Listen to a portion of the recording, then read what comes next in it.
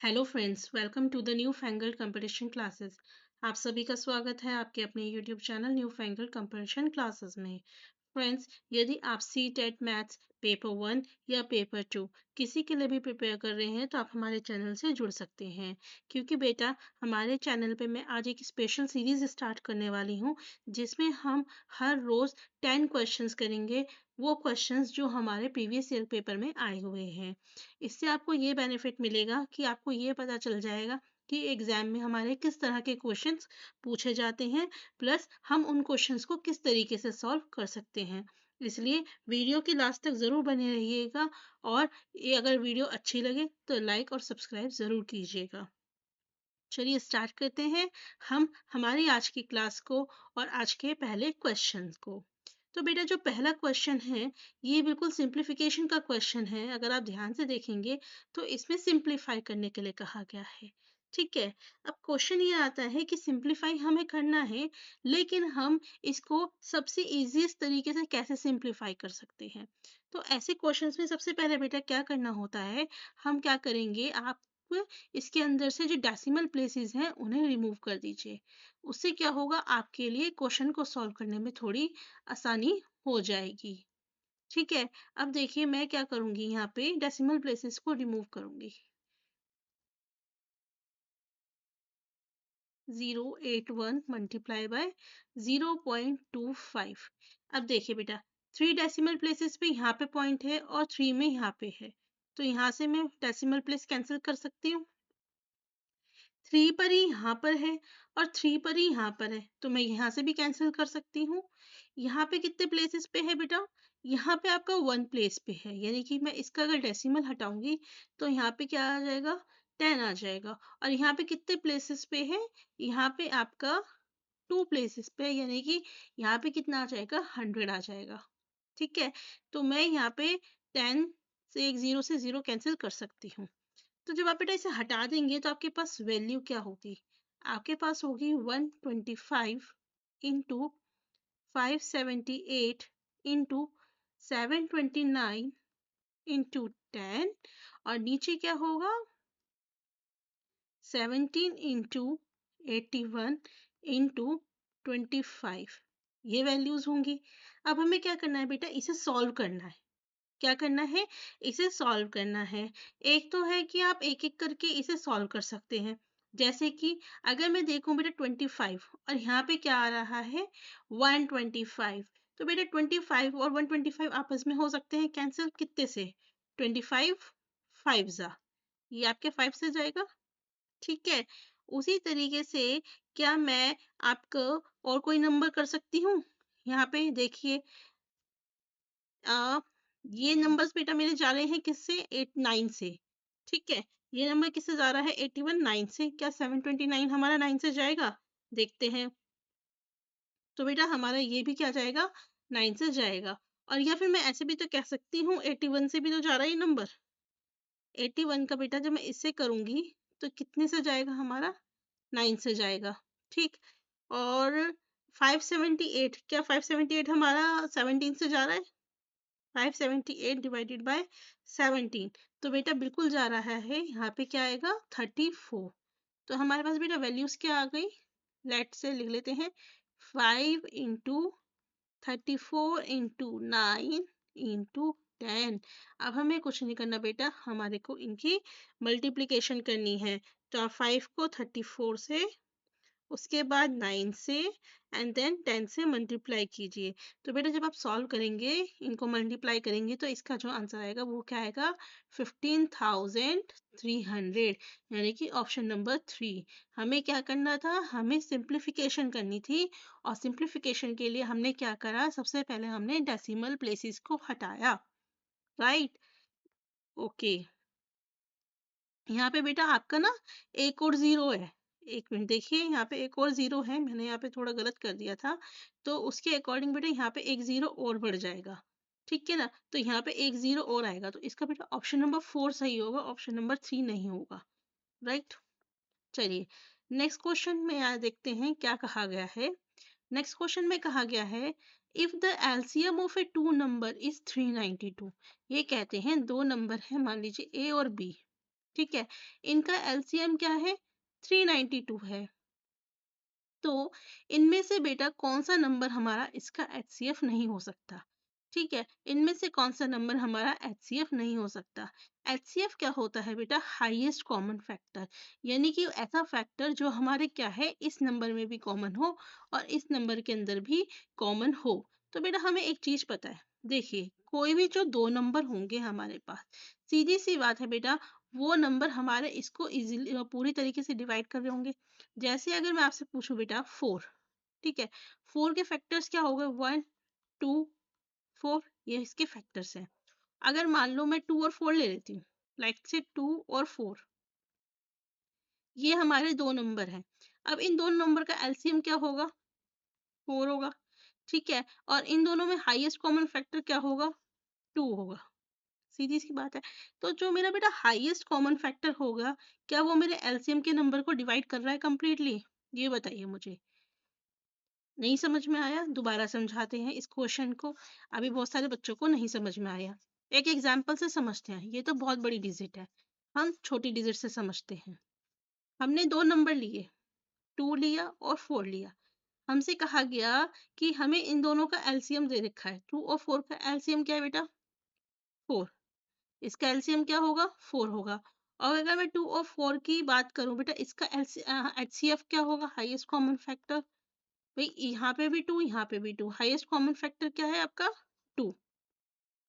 तो मुझे ये बताइए बेटा, जो ये हमारा हाईएस्ट कॉमन फैक्टर है, ठीक है, क्या ये नंबर इस हमारे एलसीएम के नंबर को डिवाइड कर रहा है, बिल्कुल कंप्लीटली डिवाइड कर रहा है। तो बस बेटा इसी लॉजिक को हमें क्या करना है, यहाँ पे लगाना है। हमें दो नंबर का क्या दे रखा है, एलसीएम दे रखा है, यानी कि 4 दे रखा है एक तरीके से, यानी कि 392 दे रखा है। हमें बताना है इनमें से कौन सा नंबर इसका एचसीएफ नहीं हो सकता। तो बेटा जो नंबर हमारा 392 को डिवाइड नहीं कर पाएगा, वही नंबर आपका एचसीएफ नहीं हो सकता। भाई हमने अभी ये पढ़ा ना कि जो एचसीएफ होता है, हाईएस्ट कॉमन फैक्टर होता है, वो हमारे एलसीएम को क्या करता है, कंप्लीटली डिवाइड करता है। तो जो नंबर इनमें से हमारे एलसीएम को डिवाइड नहीं कर पाएंगे, तो वही हमारा हाईएस्ट कॉमन फैक्टर होगा। तो अब हम क्या करेंगे बेटा, एक एक नंबर करके डिवाइड करके देखेंगे। जब हम बेटा 392 को 28 से डिवाइड करेंगे तो हमारा आंसर आएगा 14। जब हम 392 को 28 से डिवाइड करेंगे तो आंसर क्या आएगा, 14। इसका मतलब ये नंबर तो बेटा हमारा हो सकता है, एचसीएफ। नेक्स्ट है हमारा 392 से हम कौन सा नंबर करेंगे, 42, ठीक है, बताइए क्या आएगा इसका आंसर। तो बेटा जब हम 392 से 42 को करेंगे डिवाइड, तो बेटा हमारा आएगा 9.33 समथिंग आएगा, यानी कि ये कंप्लीटली डिवाइड नहीं हो रहा। अगर आप देखें तो ये नंबर कंप्लीटली डिवाइड नहीं हो रहा, आंसर किस में आ रहा है, पॉइंट में आ रहा है। तो इसका मतलब क्या हुआ बेटा, 42 हमारा इस नंबर का एचसीएफ नहीं हो सकता, उन दो नंबरों का एचसीएफ 42 नहीं हो सकता। तो आंसर क्या होगा, 42 होगा, ठीक है। नेक्स्ट क्वेश्चन देखिए, नेक्स्ट क्वेश्चन में क्या कहा गया है, what is the smallest positive integer which is not a factor of the product this. देखिए फैक्टर क्या होते हैं, पहले ये समझिए। अगर मैं लेती हूँ 4 नंबर, अगर मैंने 4 नंबर लिया, तो इसके फैक्टर्स क्या होंगे, इसके फैक्टर्स वो नंबर होंगे जो इसे कंप्लीटली डिवाइड कर देंगे, जैसे कि 1 2, ठीक है, और 4 अपने आप में, वो नंबर्स जो इसे कंप्लीटली डिवाइड करें वही इसके फैक्टर्स होंगे। अगर मैंने क्या लिया बेटा, एक नंबर लिया 6, तो अगर मैं आपसे पूछूं ये 6 के फैक्टर्स क्या होंगे, तो 1 से हमारा 6 कंप्लीटली डिवाइड हो रहा है, क्या 2 से हो रहा है, बिल्कुल हो रहा है, क्या 3 से हो रहा है, बिल्कुल हो रहा है, क्या 4 से हमारा 6 डिवाइड होता है, नहीं होता बेटा, क्या 5 से डिवाइड होता है, नहीं होता, क्या हमारा 6 से होता है, होता है। तो इस तरीके से क्या होता है बेटा, हम फैक्टर्स निकालते हैं। तो ये जो हमारा नंबर होता है, उस जो नंबर इस नंबर को कंप्लीटली डिवाइड कर दे, वही उस नंबर के क्या होते हैं, फैक्टर्स होते हैं। यहाँ तक समझ में आया। अब ये कहते हैं what is the smallest positive integer which is not a factor of the product this. ये इन्होंने कुछ नंबर्स दिए बेटा, और हमें पूछा गया है इनमें से वो कौन सा नंबर है जो इसका फैक्टर नहीं होगा। तो सीधी सी बात है, जैसे बेटा हमने यहाँ पे देखा, अगर हमें 4 नंबर दिया हुआ है, तो जो बाकी के नंबर है वो इस 4 नंबर को क्या करने चाहिए, डिवाइड करने चाहिए। उसी तरीके से हमारे ये जो नंबर हैं, अगर ये इस नंबर को डिवाइड कर रहे हैं तो हमारे क्या हो जाएगा बेटा, वो फैक्टर हो जाएगा। और अगर वो नहीं डिवाइड कर रहा तो वो फैक्टर नहीं होगा।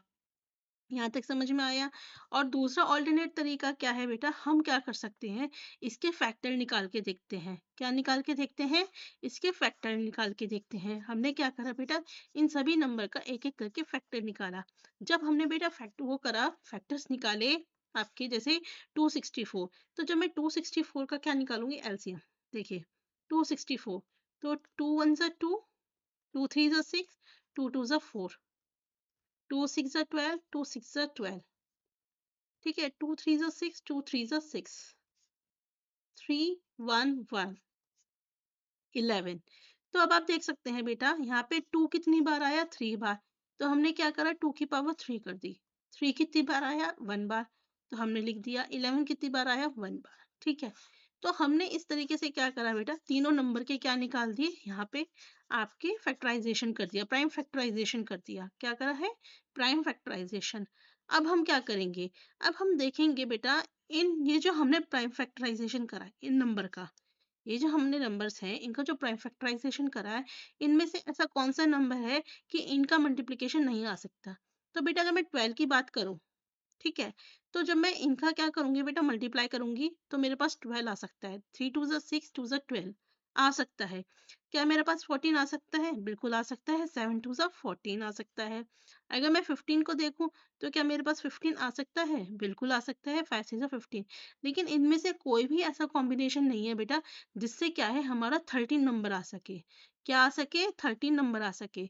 तो इसका मतलब क्या है बेटा, 13 हमारा फैक्टर नहीं है इस प्रोडक्ट का।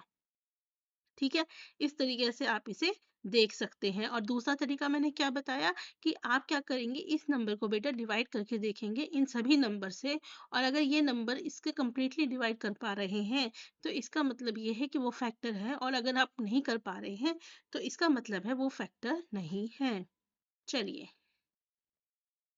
नेक्स्ट क्वेश्चन है हमारा, इसमें क्या है, A and B represent digits. इसमें क्या है बेटा, ए और बी हमारी डिजिट्स को रिप्रेजेंट कर रही है, हमें बताना है इनमें से कौन सी इक्वेशन सही होगी। मैं आपको बता दूं, इस तरह के क्वेश्चंस अभी तक देखने को नहीं मिले हैं। ये अभी आपका पहला ही क्वेश्चन है जो इस सेट में देखने को मिला है। तो इसलिए चांसेस ये है कि आगे फ्यूचर में इस तरह के क्वेश्चंस आपको देखने को मिलेंगे। इसलिए ध्यान से समझिएगा मैं कैसे समझाती हूँ इस क्वेश्चन को करने का तरीका। देखिए, सबसे पहले हमेशा क्या करेंगे, आप पीछे से स्टार्ट करेंगे। कहाँ से, इस वाली प्लेस से आपको स्टार्ट करना है। ठीक, अब अब हमें देखना है सबसे पहले कि हम ए की जगह ऐसा क्या रखें कि जब हम 5 से मल्टीप्लाई करें तो यहाँ पे आंसर क्या आ जाए, 0 आ जाए।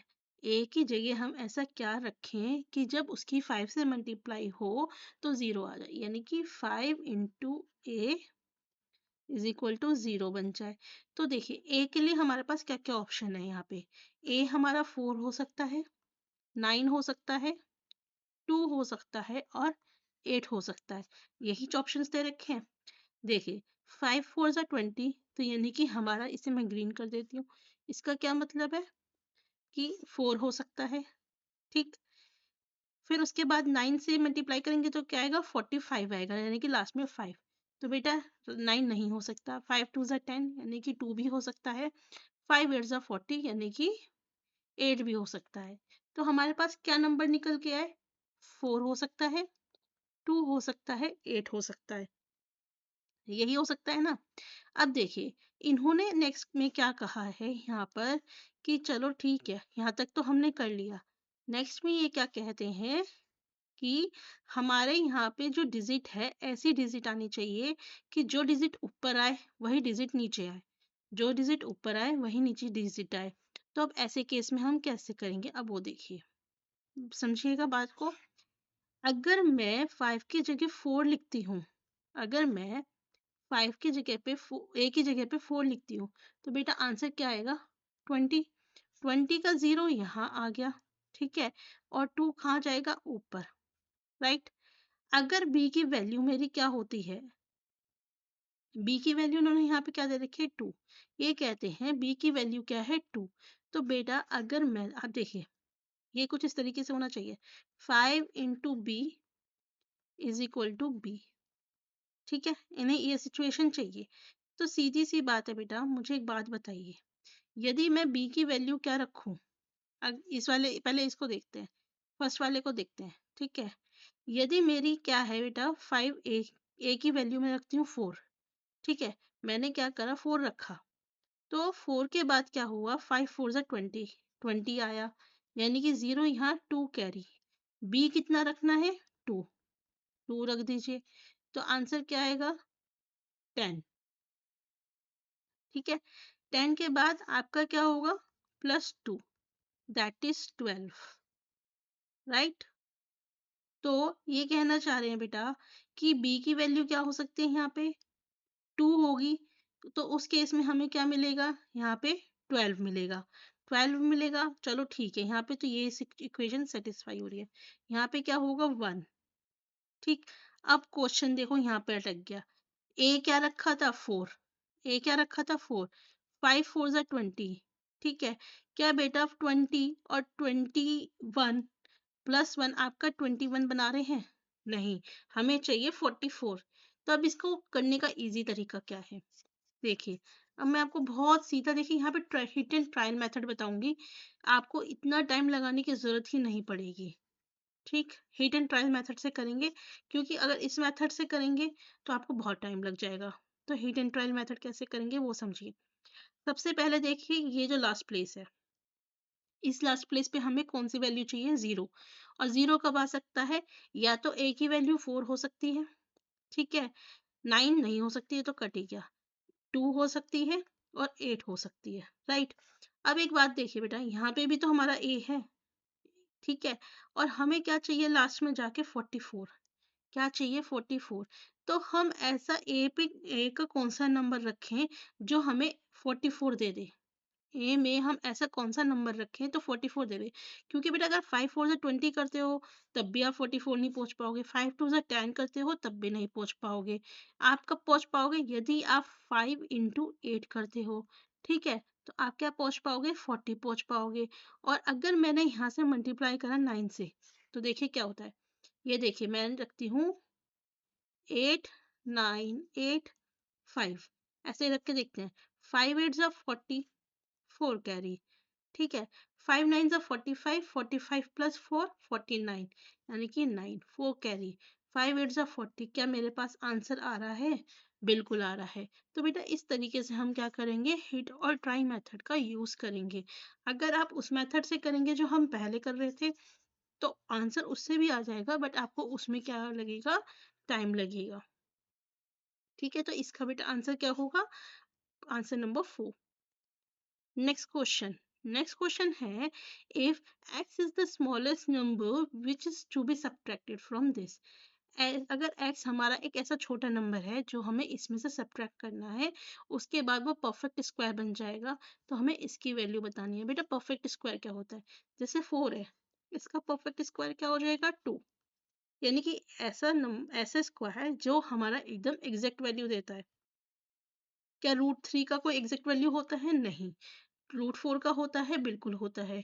तो यानी कि ऐसा नंबर जो हमारे को बिल्कुल एकदम परफेक्टली स्क्वायर निकाल के दे दे। तो ये कहते हैं 751 में से हम किस नंबर को डिवाइड करें जिससे कि वो परफेक्ट स्क्वायर बन जाए।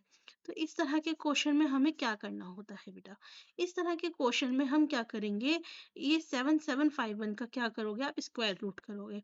जब बेटा 7751 का स्क्वायर रूट करोगे तो इसकी वैल्यू क्या आएगी, ऑन एंड अराउंड 88.03 आपकी आएगी। ठीक है, अब क्या हो रहा है, ये 88 से बेटा थोड़ा ऊपर जा रहा है, तो हम क्या करेंगे, यहाँ पे आपका 88 का स्क्वायर ले लेंगे, यानी कि जो भी यहाँ नंबर आया उसका स्क्वायर ले लो, उसकी वैल्यू क्या आएगी 7744।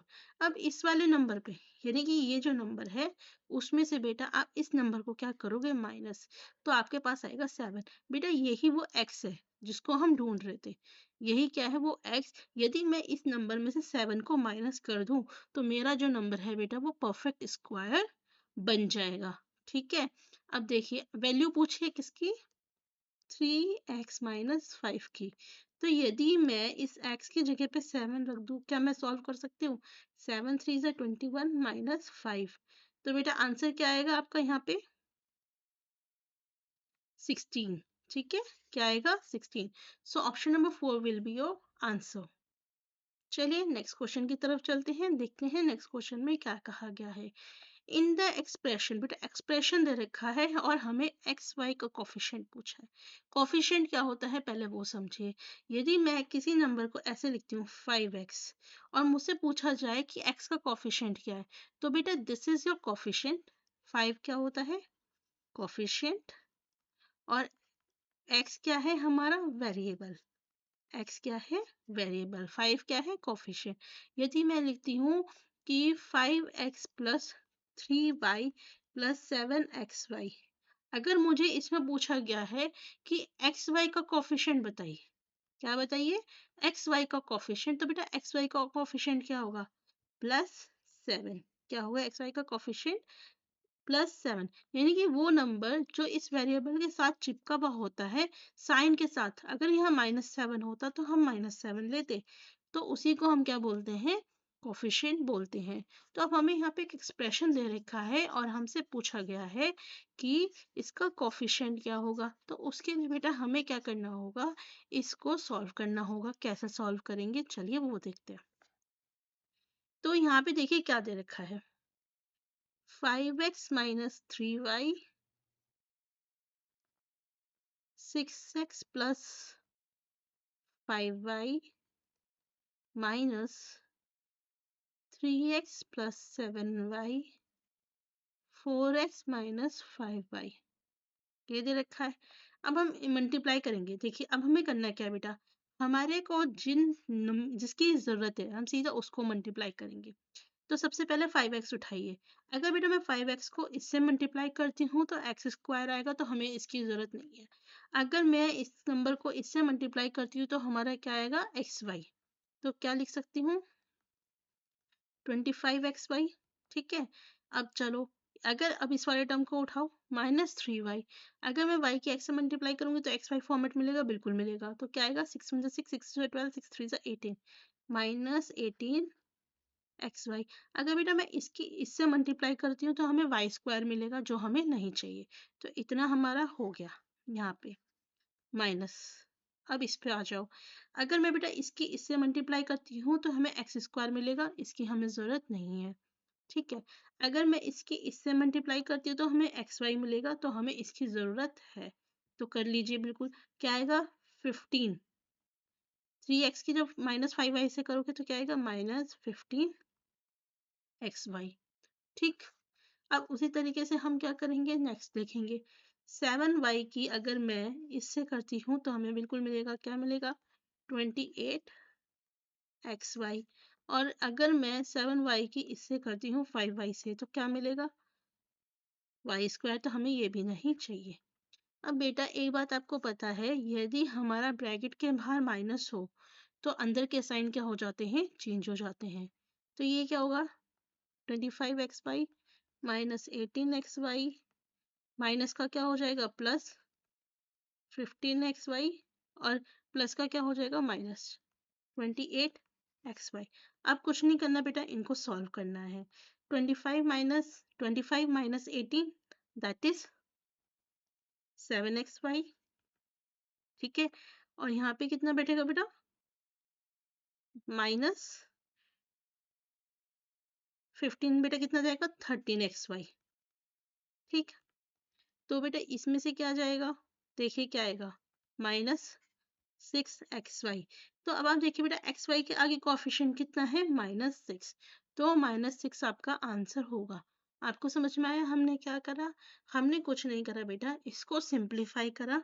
सिंप्लीफाई करने के दौरान हमने बस वही डिजिट चाहिए लिखी जिसका हमें कोफिशिएंट चाहिए था। अगर हमें वाई स्क्वायर का चाहिए होता तो हम वाई स्क्वायर के डिजिट्स लिख लेते, और अगर हमें एक्स का चाहिए होता है तो एक्स की डिजिट। अभी हमें चाहिए था एक्स वाई की, इसलिए हमने एक्स वाई की डिजिट्स को लिखा। ठीक, चलिए नेक्स्ट क्वेश्चन। नेक्स्ट क्वेश्चन में पूछा गया है बेटा, हमें एक वो दे रखे हैं इक्वेशन और हमें फैक्टर निकालने हैं इस इक्वेशन के। तो आपको पता होना चाहिए कि हम फैक्टर्स निकालते कैसे हैं।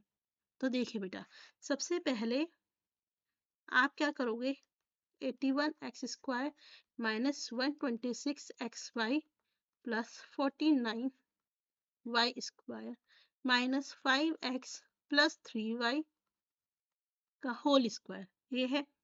अगर बेटा आप ध्यान से देखो, सिर्फ इतनी इक्वेशन देखो, ज्यादा नहीं, बस इतनी, जो ये वाली इक्वेशन है, इतनी इक्वेशन देखो, तो क्या आपको कुछ यहाँ पे रिलेशनशिप नहीं दिखाई दे रही? जैसे अगर मैं इसको ऐसे लिख दूं, 9x का स्क्वायर माइनस, अभी ये वाला टर्म छोड़ देते हैं, प्लस 7y का square 2 into 9x into 7y। क्या आपको यहाँ पे बेटा कोई आइडेंटिटी नहीं दिखाई दे रही? क्या ये मेरे को a माइनस बी का होल स्क्वायर जैसा नहीं लग रहा? बिल्कुल लग रहा है, क्योंकि a माइनस बी का होल स्क्वायर क्या होता है? a square plus b square minus 2ab, ऐसे ही होता है। यही तो आइडेंटिटी यहाँ दिखाई दे रही है। तो क्या बेटा मैं इसको ऐसे लिख सकती हूँ, 9x माइनस 7y का होल स्क्वायर लिख सकती हूँ, राइट? हमारा बेटा बाकी का पार्ट क्या था? 5x प्लस 3y का होल स्क्वायर, यही था।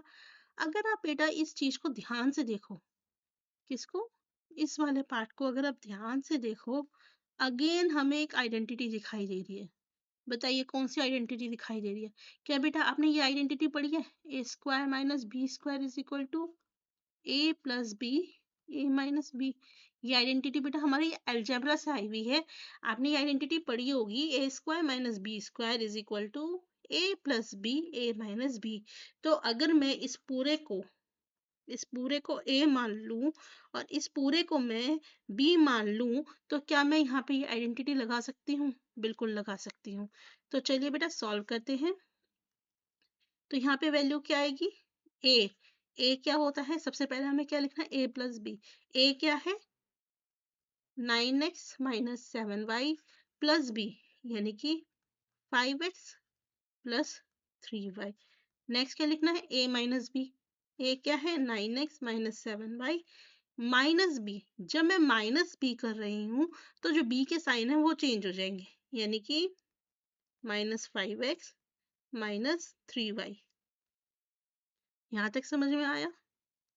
चलिए अब देखते हैं इसे आगे कैसे सॉल्व करना है। अब आपको बेटा क्या करना है? कुछ नहीं करना। अब आपको बस इसे सिंप्लीफाई करना है। क्या करना है? सिंप्लीफाई। इसके लिए आपको बेटा आइडेंटिटी पता होनी चाहिए। देखिए, 9x प्लस 5x कितना हो गया? 14x। ठीक। माइनस 7y प्लस 3y कितना हो गया? Minus 4y, right? अब इस पे चलते हैं। यहाँ क्या हुआ बेटा? 9x minus 5x 4x। ठीक। और ये कितना हुआ? माइनस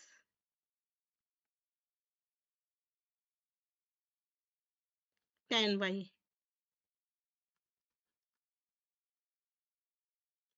तो बेटा क्या आपको कुछ रिलेटेड लग रहा है या नहीं लग रहा?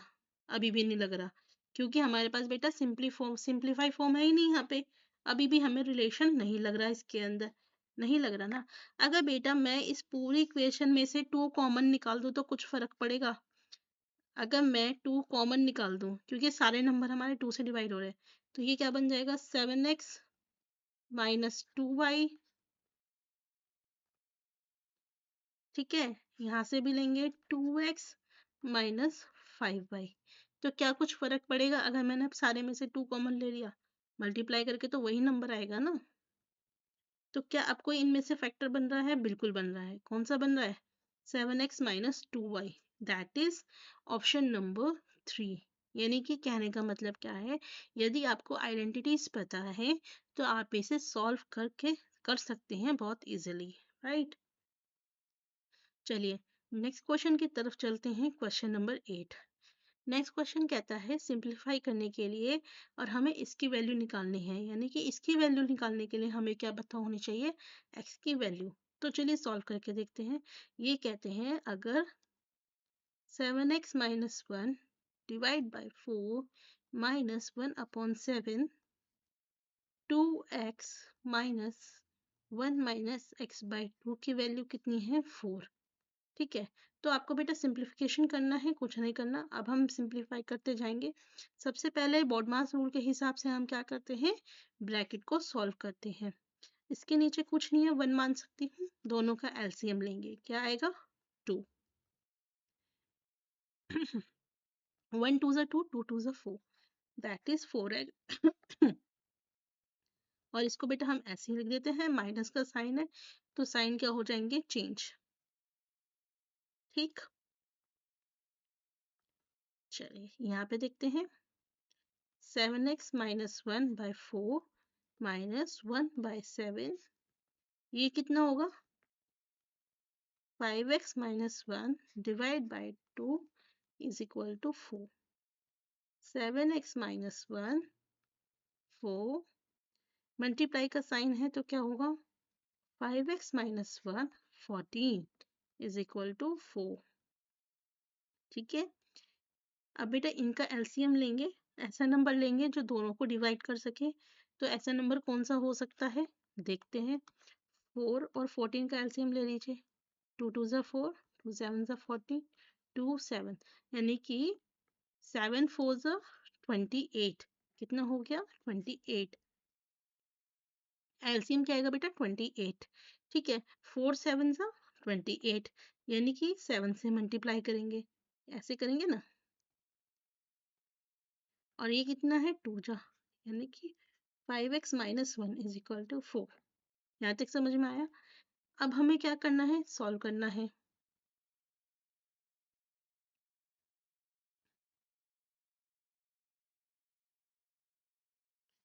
तो बेटा जब हम सॉल्व करेंगे तो क्या आएगा, 7 7 ज़ा 49x माइनस 7, ठीक, माइनस 10x प्लस 2 28 इंटू 4, ये कितना आएगा बेटा 39x minus 5 is equal to 28 into 4। ठीक, 39x इज इक्वल टू, अब हम 28 इंटू 4 करेंगे तो क्या आएगा, 28 इंटू 4 इज 112। ठीक, माइनस 5 को उधर लेके जाएंगे तो क्या हो जाएगा प्लस 5, यानी कि 117। क्या बेटा 117 हमारा 39 से जा रहा है, बिल्कुल जा रहा है। 117 इज इक्वल टू 39, तो बेटा 3 से जा रहा है। हमें x की वैल्यू क्या मिल गई 3। बस अब हमें कुछ नहीं करना, हमें इसी चीज को इक्वेशन में पुट करना है। ठीक है, तो चलिए करके देखते हैं क्या आंसर आएगा हमारा। आपका आंसर क्या निकला था बेटा, x की वैल्यू क्या निकली थी 3, और बोला क्या है 5x माइनस 3, 3x माइनस 1। तो चलो कर लेते हैं बेटा, यहीं से स्टार्ट कर देते हैं। x की जगह पे लिखो 3 minus 3, 3 into 3 minus 1, 15 minus 3, 9 minus 1, 12 by 8, simplest form. 2 6 ज़ा 12, 2 4 ज़ा 8, 2 3 ज़ा 6, 2 2 ज़ा 4, यानी कि बेटा आंसर क्या आएगा 3/2, यानी कि ऑप्शन नंबर 2। चलते हैं नेक्स्ट क्वेश्चन की तरफ। देखिए नेक्स्ट क्वेश्चन में क्या कहा गया है, नेक्स्ट क्वेश्चन में कहा गया है a person sold two articles A and B for 348 each।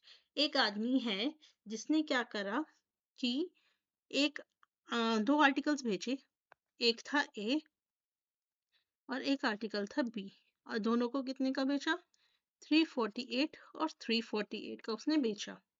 ठीक, he earned a profit of 20% on A, 20% का उसे प्रॉफिट मिला A पे, ठीक है, और 13% का उसे लॉस मिला किस पे, B पे।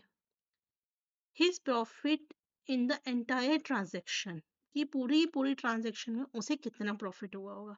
तो बेटा हमें ये तो पता चल गया कि उसकी सेलिंग प्राइस क्या थी, मतलब दोनों आर्टिकल्स को बेचने की सेलिंग प्राइस क्या थी, लेकिन हमें ये नहीं पता कि दोनों की कॉस्ट प्राइस क्या थी। तो हमें क्या निकालना पड़ेगा, कॉस्ट प्राइस निकालना पड़ेगा। तो हमें ये पता है बेटा, हमने एक चीज पढ़ी थी कि 100 रुपये लेके चलिए, हम 100 रुपये पे मानते हैं, यदि बेटा 100 रुपये पे उसे 20% का क्या होता है, मुनाफा होता है, तो वो कितने का होता, 120 रुपए का होता। अब हमें बताएं बेटा 120 रुपए की वैल्यू किसके बराबर दे रखी है इन्होंने, 348 के। किसके बराबर दे रखी है, 348 के बराबर दे रखी है 120 की वैल्यू। ठीक है, जब 100 रुपए पे हमें बेटा 120 रुपए का मुनाफा होता तो हमारा क्या होता, 348 पे कितने का, 348 की वैल्यू के बराबर है, हमने 1 यूनिट की निकाल दी, 348 इज इक्वल टू 1 यूनिट। तो कितना आया बेटा, 2.9। यानी कि अब हम क्या करेंगे, इस 100 से मल्टीप्लाई करेंगे, 100 रुपए पे 120 रुपए, तो कितने पे बेटा हमारा 348 का होगा, 2.9 इंटू 100। यानी कि इस केस में हमारी बेटा कॉस्ट प्राइस क्या रही होगी, 290 रही होगी। पहली कॉस्ट प्राइस हमें मिल गई 290। ठीक, अब दूसरी कॉस्ट प्राइस निकालते हैं। दूसरी कॉस्ट प्राइस देखते हैं क्या है। अब इस केस में क्या हो रहा है बेटा, 13% का लॉस हो रहा है। क्या हो रहा है, 13% का लॉस हो रहा है। यानी कि कोई आइटम की कॉस्ट अगर 100 रुपए रही होगी तो बेटा उस आइटम की सेलिंग प्राइस कितनी रही होगी, बताइए। 87%, 87 रुपीज रही होगी। सीधी सी बात है, अगर किसी आइटम की कॉस्ट प्राइस क्या है, 100 रुपए है, तो उसकी सेलिंग प्राइस कितनी रही होगी, 87। हमें वैल्यू क्या दे रखी है, 348। ठीक है, तो हम क्या करेंगे बेटा, 348 को डिवाइड करेंगे किससे, 87 से। ठीक है, क्या करेंगे बेटा, 348 को डिवाइड करेंगे 87 से, तो हमें आंसर क्या मिलेगा, 4। क्या मिलेगा, 4। अब हमें क्या निकालना है, कॉस्ट प्राइस। तो हम क्या करेंगे बेटा, 100 से मल्टीप्लाई कर देंगे 4 की, तो कॉस्ट प्राइस कितनी आ जाएगी, 400। क्या आ जाएगी, 400। अब बेटा हमारे पास क्या है, दोनों की कॉस्ट प्राइस भी है और दोनों की सेलिंग प्राइस भी है। ठीक है, अब हम इसे सॉल्व कर देंगे। सबसे पहले टोटल कॉस्ट प्राइस कर लेते हैं। कॉस्ट प्राइस कितना है, 290 प्लस 400, क्या आएगा आपका बेटा, 290 प्लस 400 गिव्स यू 690। अब बेटा सेलिंग प्राइस कितना है टोटल, 348 ईच, यानी कि 348 plus 348 gives you 696 selling price. हमें पता है बेटा प्रॉफिट परसेंट कैसे निकलता है, selling price minus cost price divide by cost price into 100। ऐसे ही तो निकलता है, 696 minus 690 that is 6 by 690 multiply by 100। ठीक है, तो बता दीजिए कितना होगा बेटा इसका आंसर, 3 2 ज़ा 6, 3 2 ज़ा 6, 3 3 ज़ा 9। ठीक है, ओके ओके ओके। बेटा यहाँ प्रॉफिट परसेंट नहीं पूछा गया, टोटल प्रॉफिट पूछा गया है। ठीक है, तो बेटा टोटल प्रॉफिट तो आपने फिर निकाल ही लिया। टोटल प्रॉफिट कितना हुआ, सेलिंग प्राइस कितनी थी 696, कॉस्ट प्राइस कितनी थी 690, तो बेटा प्रॉफिट कितना हुआ 6 रुपीज का। कितना हुआ, 6 रुपीज का। चलिए आज की क्लास का ये बेटा लास्ट क्वेश्चन है, इसी तरीके से सॉल्व करेंगे। इन्होंने कहा है बेटा कि 1600 रुपये प्रिंसिपल है, अमाउंट कितनी है एक्स, इतना समय है, 15% का इंटरेस्ट रेट है, और आपका ईयरली लग रहा है, एक्स की वैल्यू निकालनी है। ठीक है, तो इसको ऐसे क्वेश्चंस को क्या करते हैं बेटा, टाइम देखिए, टाइम कितना है 2 साल और 1 यानी कि 15%, यानी कि उसे 100 रुपये पे 1 साल पे बेटा कितना मिलता होगा, 115 रुपये ऐसे ही मिलता होगा। तो हम क्या करेंगे, 2 साल पे कितना मिलेगा, 115। ठीक है, 2 साल का लिखिए। अब बेटा जो तीसरा साल है ना उसका 1/3 है, तो हमारा बेटा जो परसेंटेज होता है ना रेट, वो भी कितना हो जाएगा, 1/3 हो जाएगा, यानी कि 5%। यानी कि अब 100 रुपये पे 50% नहीं मिलेगा, बल्कि क्या मिलेगा, 5%। बस आपको कुछ नहीं करना बेटा, इनकी मल्टीप्लाई कीजिए। ये मैं कैसे कर रही हूँ बेटा, इसके ऊपर मैंने पूरी वीडियो बना रखी है, आप उसे देख सकते हैं। ठीक, इसका आंसर क्या आएगा बेटा, 1388625। ये क्या रहता है, प्रिंसिपल, ये क्या रहता है, अमाउंट। हमें क्या दे रखा है, प्रिंसिपल दे रखा है। ठीक है, तो अब हम क्या करेंगे बेटा, हम डिवाइड कर देंगे। ठीक, क्या करेंगे, डिवाइड करेंगे 1000 रुपए को इससे, ठीक है। ये कहते हैं बेटा प्रिंसिपल इतना होना चाहिए बट इसका इतना है, तो 16,000 को हम डिवाइड करेंगे किससे, 1 2 3 4 5 6, तो कितना आएगा बेटा, जब हम 16,000 को इससे डिवाइड करेंगे तो वैल्यू आएगी 0.016। हमें रेशियो मिल गया, बस इसको बेटा मल्टीप्लाई करना है इस वाली वैल्यू से, किससे, इस वाली वैल्यू से, तो हमें क्या मिल जाएगा, फाइनल अमाउंट मिल जाएगा। यानी कि इसको हम मल्टीप्लाई करेंगे किससे, 1388625 से। तो बेटा जब आप इसको मल्टीप्लाई करेंगे, ठीक है, क्या करेंगे, 1388625 से मल्टीप्लाई कीजिए किसकी, 0.016 की, तो बेटा आपका आंसर आएगा 22218, यानी कि option number 3। So this will be your बेटा राइट आंसर। आज हमने बेटा 10 क्वेश्चंस कर लिए हैं, नेक्स्ट क्लास में मिलेंगे, उसमें अगेन 10 क्वेश्चंस करेंगे। अगर आपको वीडियो समझ में आई हो तो लाइक सब्सक्राइब शेयर कीजिएगा। Thank you.